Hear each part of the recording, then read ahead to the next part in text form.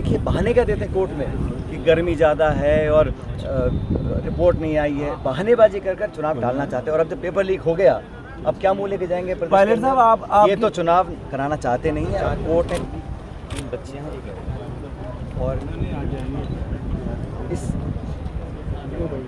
पिता ने अपने घर की ज़मीन बेचकर अपने बच्चों को पढ़ाने का बेड़ा उठाया और तीनों बेटियों को और उस प्रदीप को हमने उम्मीदों के साथ ट्यूशन पढ़वाया, कोचिंग करवाई और उसको उम्मीद थी कि इस बार वो अपना एग्जाम पास हो जाए। और इस दुखद पेपर लीक होने के बाद उसने अपनी जान ले ली है और ये हम सब के लिए बड़ी शर्म की बात है। परिवार वाले बताते हैं कि जब पूरा घटनाक्रम हुआ तो प्रशासन ने, पुलिस ने बहुत दुर्व्यवहार उनके साथ किया और ऐसे नाजुक मौके पर अगर पुलिस और प्रशासन इस प्रकार का व्यवहार करते हैं तो उन पर कार्रवाई करनी चाहिए। उन्हें लिखित में उन्होंने मुझे पूरी जो घटनाक्रम का विवरण दिया है और मैं चाहूँगा सरकार इस पर कुछ कार्रवाई करे। इस नौजवान के जाने से पूरे प्रदेश और देश में लोगों को सोचने में मजबूर कर दिया कि हम किस दिशा में बढ़ रहे हैं। एक गरीब दलित परिवार का व्यक्ति जो अपना पेट काट के ज़मीन बेचकर कर्जा लेकर अपने बच्चों को पढ़ाना चाहता है ताकि पढ़ लिख कर वो उस एग्ज़ाम में पास हो जाएं ताकि उसका आगे का जीवन सुधर जाए। मजदूरी वो करते हैं, कैसे 11-12 लाख रुपए का उन्होंने कर्जा लिया, बच्चे की ट्यूशन करके उसको पढ़ने लायक बनाया और आज वो दुनिया में नहीं है क्योंकि उसको धोखा हुआ, उसका जो विश्वास था व्यवस्था में वो टूट गया। और हमें समझना पड़ेगा ये जो पेपर लीक का प्रकरण पूरे देश में हुआ जिसमें सिर्फ एक नहीं 22 लाख बच्चे प्रभावित हुए हैं, ये कोई बच्चों ने जाके कहीं से पेपर खरीदा ऐसा नहीं, ये करोड़ों का खेल है। बड़े बड़े माफिया इसमें इन्वॉल्व हैं, बड़े बड़े सरगना इसमें पकड़े हुए हैं। और मुझे आश्चर्य इस बात का है कि प्रदेश की सरकार जब पहली बार इसके बारे में पता पड़ा तो FIR रजिस्टर क्यों नहीं करी। और पेपर लीक का जो प्रकरण प्रकाश में आया इसमें कोई सरकार की कोई बहुत बड़ी बहादुरी नहीं है या कोई एजेंसी पुलिस ने पकड़ा, ये तो बच्चों ने जाके कंप्लेन किया है कि गैस पेपर और एक्चुअल पेपर एक ही है। तब मजबूरन एक्सपोज जब हो गए तब जाके सरकार कोई पेपर कैंसिल कर। आप कल्पना कीजिए ऐसे कितने प्रकरण होंगे जहाँ पर पेपर लीक होता होगा, पता नहीं पड़ता होगा, मीडिया में नहीं आता होगा और पेपर कैंसिल नहीं होता होगा, उसमें कितनी दान ली होती होगी। और ये बच्चों को प्रलोभन देने का जो बड़े बड़े संस्था चलाते हैं यही वो लोग हैं जो करोड़ों रुपए खर्च करके पेपर खरीद सकते हैं। वो खरीदने के बाद उन चंद बच्चों को देते हैं, पेपर फैल जाता है। लेकिन इस पूरी व्यवस्था के खिलाफ आज पूरे देश में जो आक्रोश है उसके खिलाफ हम सबको साथ इकट्ठा होना पड़ेगा।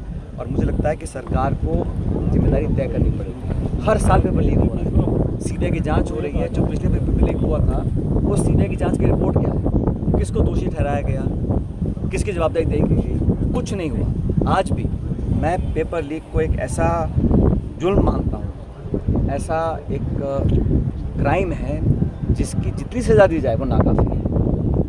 और भविष्य में बच्चों के फ्यूचर के साथ खिलवाड़ करने का अधिकार किसी को नहीं है, किसी नेता को, अधिकारी को, कर्मचारी को, व्यवसाय को, संगठन किसी को नहीं है। हमारे देश के नौजवानों के भविष्य को अंधकार में डालने का किसने अधिकार दिया है? वो लोग जो इसमें इन्वॉल्व हैं, सुन लीजिए, जो लोग इसमें इन्वॉल्व हैं उस पर कार्रवाई करने के लिए आपने CBI को जांच दी थी, लेकिन जो 3 साल से लगातार लीक हुआ है अब तक किसको दंडित किया गया है?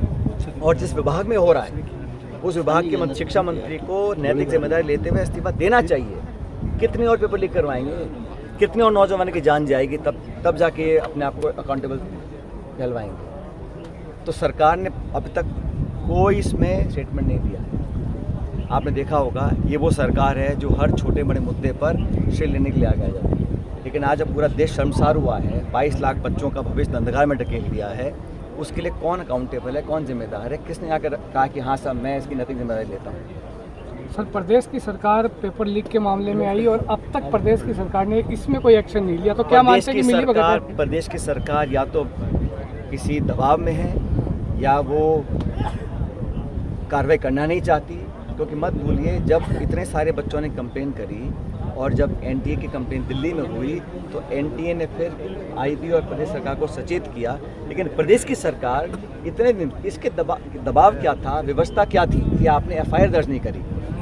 जब CBI ने FIR दर्ज कर ली है तो यहाँ पर जब पकड़े गए 14-15 लोग पहली बार पकड़े गए थे तो किसके दबाव में, किस कारण से आपने ये FIR दर्ज नहीं करी?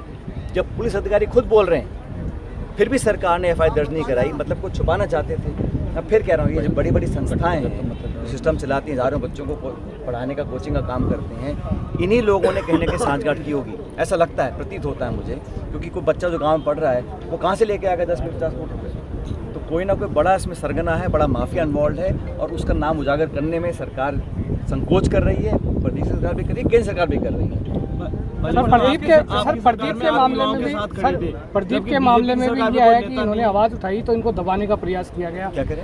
प्रदीप के मामले में भी ये हुआ कि इन्होंने आवाज़ उठाई तो इन्होंने दबाने का प्रयास भाई किया। वो तो हर बार ही चाहते हैं ना, कोई जब चोरी पकड़ी जाती है, गलती पकड़ी जाती है तो दबाना, पहला जो रिएक्शन होता है दबाने का होता है। अब उन परिवार वालों के साथ में दुर्व्यवहार किया, उनको भला बुरा कहा, गाली गलौज किया, ऐसे नाजुक मौके पर, ये क्या प्रतीत होता है इससे कि सरकार की मंशा क्या है? मामले को दबा दिया जाए, ये प्रकाश में ना आए, जन भावना को इसमें हम जोड़ नहीं पाए। लेकिन मुझे खुशी है इस बात की कि इस वक्त पूरे देश का नौजवान जागरूक हो चुका है, और हम लोग चाहते हैं कि सिर्फ बात एक दल, एक पार्टी की विचारधारा की नहीं, पूरे देश के नौजवानों को जवाबदेही तय करनी चाहिए। शिक्षा मंत्री का इस्तीफा देना होगा, और हम लोग जितनी मदद हो सकती है, अभी हमारे NSUI के जो राष्ट्रीय अध्यक्ष हैं वो भी 2 दिन पहले यहाँ पर आए थे, और उन्होंने भी आर्थिक मदद देने का उनको वादा किया है, और मैं एक अच्छा कदम मानता हूँ कि मैं पूरे संगठन ने मिलकर उनको 11 लाख रुपए की नकद मदद देने का उन्होंने आश्वासन दिया, जो कल परसों आके दे देंगे।